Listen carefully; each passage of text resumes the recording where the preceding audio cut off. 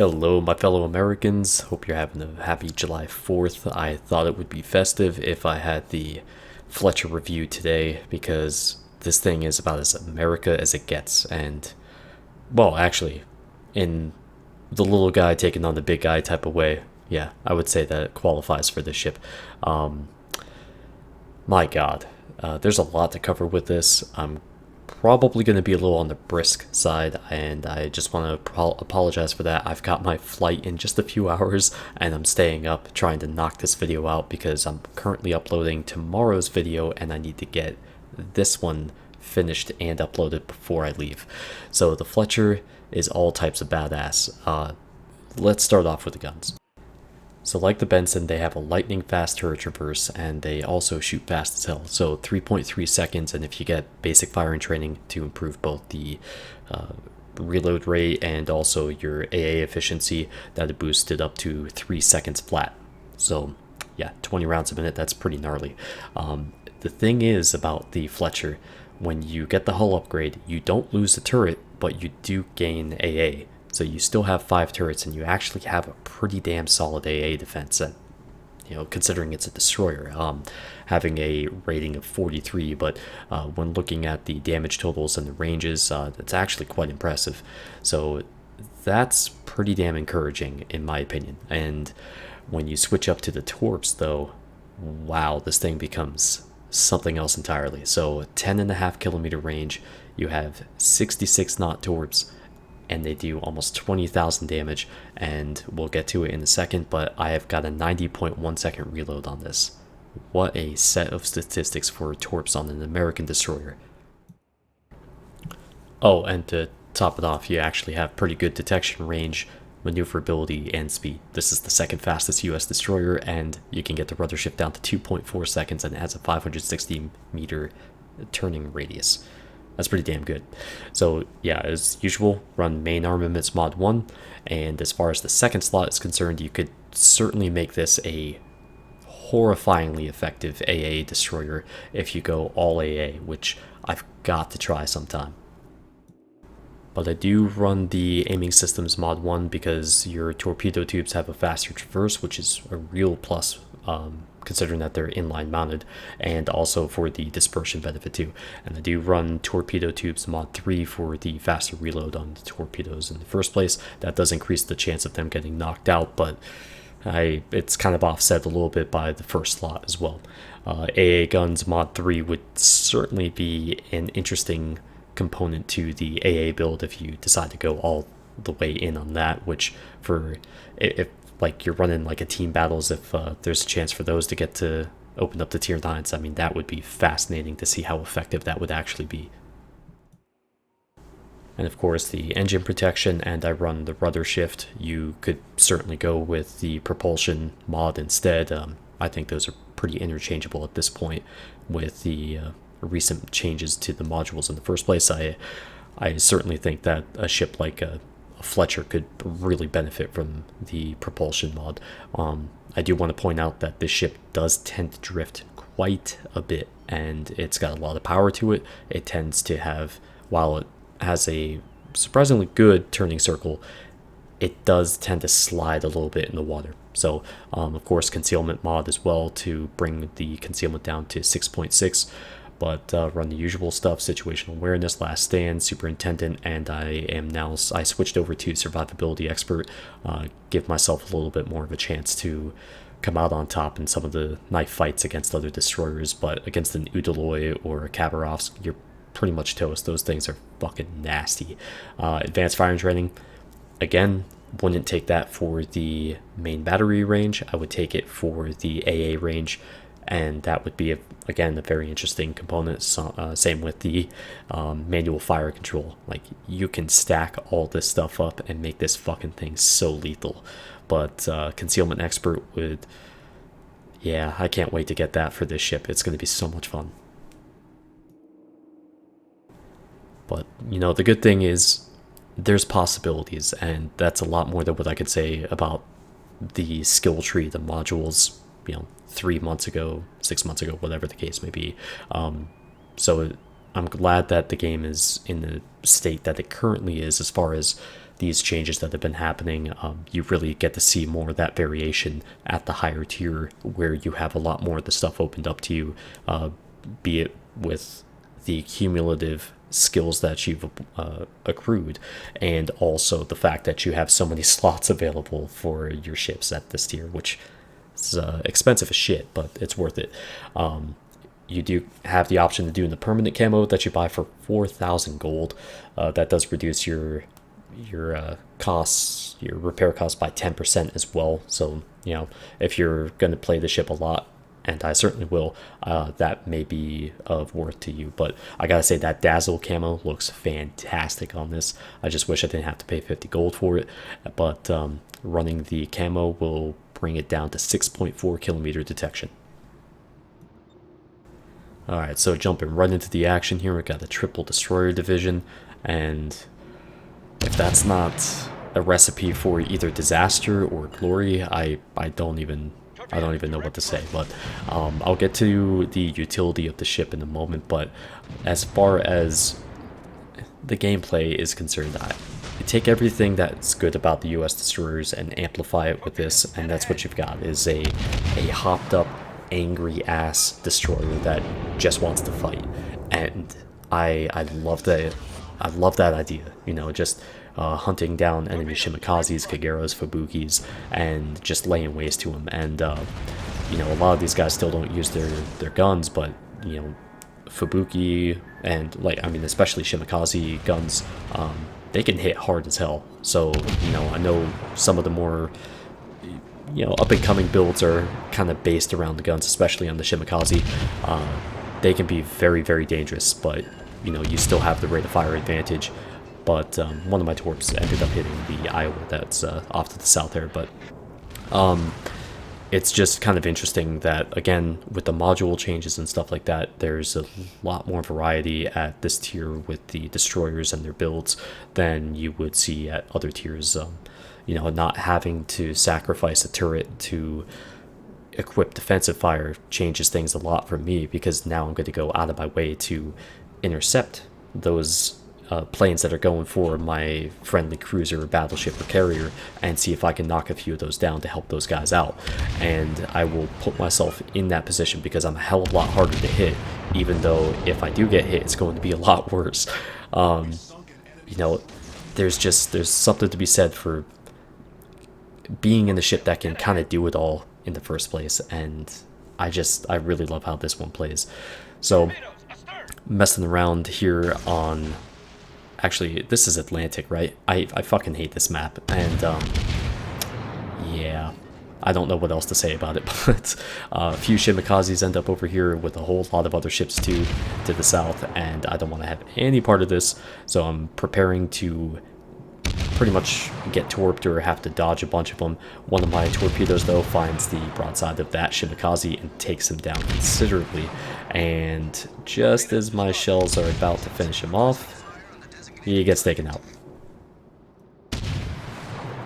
And so briefly, the other enemy Shimikaze popped up right there. It looked like he beached, but since I'm not entirely sure which way he's going to go, I decided to go with the widespread since the island's right there anyways. Yeah, I'm not expecting much. I managed to dodge the full set of torps that the Shimikaze sent, and unfortunately none of my torps find their mark. But I gotta say, if there's anything that will never get old, it's torping a Shimikaze, so I was kind of disappointed by that. Even though I like using my guns, I really want to hit those guys with the torps. But he is firing from the smoke here, and it looks like he rammed himself back into the beach. So time to get my guns on him, and this is such an ideal situation. He's not even shooting at me, so this is just, you know, the icing on the cake at this point. But again, just as I'm about to finish him, somebody else does the work. And one thing I consider myself in the US destroyer is basically like a shepherd, especially with something like the Fletcher, where you have a 12.9 kilometer gun range, you have 10.5 kilometer torpedo range, you have a 6.4 kilometer detection range, and you can engage a lot of enemy ships on your own, and you can get them to turn their ships around, and in the case of this Yamato, anytime a Yamato's turning is good, because one, he's moving, and that means that he's got to, if he's turning, he's got to expose that side. He's got to make those turrets fight the rudder and, you know, get them off target or whatever. If he wants to get the shot off, he's going to have to swing back, you know, stay straight, or, you know, cut back the opposite way from when he was turning and try to get those turrets back on target again. And that's all exposure. That's all keeping him available to your team's guns. And if he's turned and run away, that's by far the weaker side of a Yamato. And I mean, same thing applies for an Iowa or a Montana. Even though the Montana has 2 turrets in the rear, it's still horribly weak when it comes to the armor in the rear, and cruisers, especially at this tier, can and will penetrate with AP actually very frequently. But I did manage to finish off the Kutuzov there, and with the sweet range of the Fletcher, managed to harass the Yamato a little bit more. And I'm not gonna lie, I did kind of forget the Kutuzov had torps and that they were 8 kilometers, so I thought I was safe there. I was thinking they were 6 kilometers. Yeah, almost a really bad mistake. Now I'm pretty sure these are the Rangers planes because I just shot 3 of them down without defensive fire active. I really like the AA on this ship, even without going a full AA spec. It's a, you know, having defensive fire makes it much more formidable, especially, you know, the fact that you have 5 dual-purpose turrets as that stands. So your main battery invisibly is also shooting at the planes when you have defensive fire active. So that helps to amplify the overall usefulness of the ship even more. But I've been top of the team a number of times so far with the Fletcher as far as shooting down enemy planes. You can really get yourself into some fun situations with that if you're like playing more as if it's more like fleet action, and you know, you're hanging around your battleships or your destroyer or your cruisers, even other destroyers actually, that can actually really make a huge difference, especially with the fact that the US smoke lasts forever compared to the Russian and the Japanese smoke. So you can provide a blanket of cover not only with your AA, but a much longer duration smoke. And few things are better than being able to dial in an enemy battleship and just rain suppressing fire on them like that, especially when it's sequential. Just so much fun. Now, the AP is actually quite good against enemy battleships. Once I've set a couple fires, I just switch right over to AP and start unloading on them. This guy was on his repair cooldown, so I didn't even bother switching back to HE, but managing some consistent results there. I am very disappointed overall with the AP on cruisers. I've tried and failed miserably against a few cruisers to hit their citadels, and it hasn't really worked out so well for me. I mean, I think so far in all the games I've played with this ship, I think I've managed like 3 citadels with it. Yeah. Now, I fire off torps because this Zal looks like he's going to come around, and there's an opportunity there. And I mean, surely at tier 10 you would think, hey, you know, some maneuvering and stuff like that. Nope. 1, 2, and 3. There goes 90% of your health. Ouch. So the Zal has been taken out, but there's still a Baltimore who seems to be inching closer and closer into B, and he could light us up with that radar of his. And unfortunately, there's a Haku Ryu and a Shokaku in this match, and that's not good. If you get lit up in this position where we're pretty much stationary with all those bombers and torpedo bombers around us, there's nothing we'd be able to do to stop them from killing us. So unfortunately, Dax has taken a huge beating here, and we just can't get these guys off of him. And unfortunately, I mean, it's probably just a bad position for him to be in the first place, but we thought this would play out a little differently, and yeah, unfortunately for him, that wasn't the case.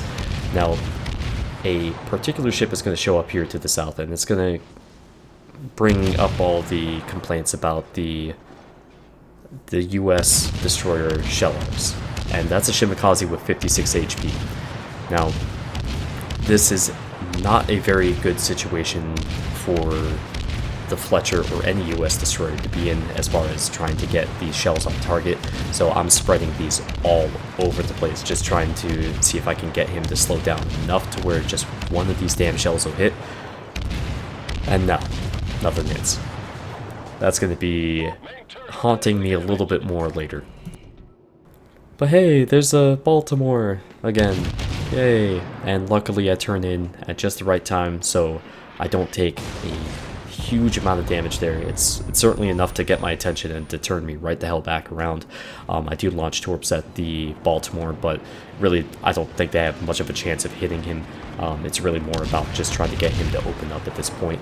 And all these planes, they just keep going right overhead, and it doesn't seem like I'm ever going to be able to leave B, kind of like that Farragut match a little while back. But anyways, while my torps may not have much of a chance to hit, Jason's are looking pretty good. And ding ding right there, Baltimore's down.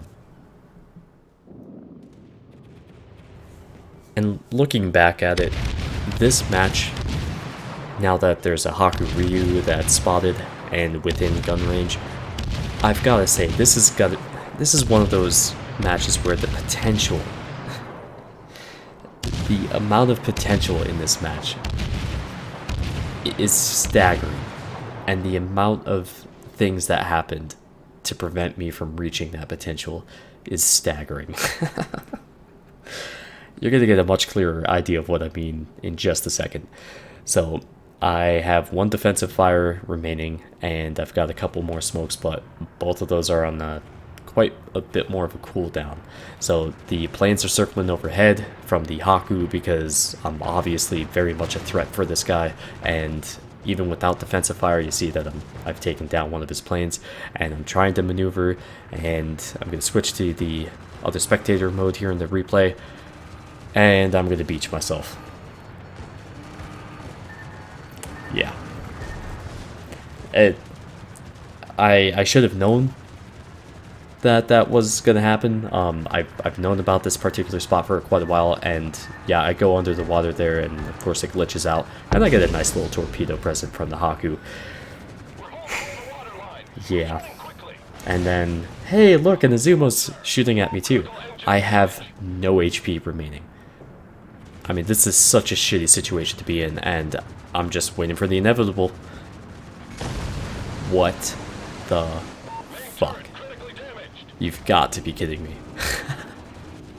And then those shells fall just short. Oh my god, what are the odds? So, not only can I not get in the position to do the damage I'm trying to do or finish off enemies I'm trying to finish off, I can't even die right. This game just did not like me this match, or, you know, maybe it did.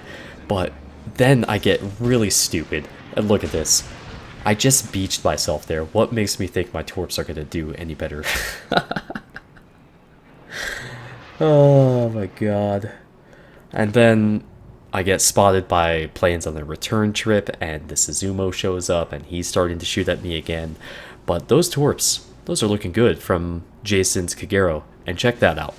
Booyah! Detonation. What? This is ridiculous.